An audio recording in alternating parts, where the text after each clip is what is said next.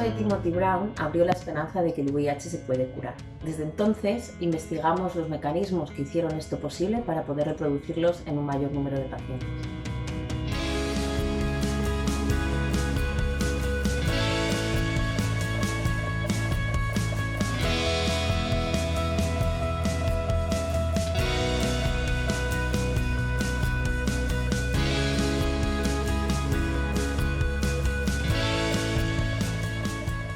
El paciente de Londres confirmó que la curación del VIH no era solo un caso aislado. De hecho, en 2020 ha aparecido un caso en Düsseldorf que ha ratificado este hecho.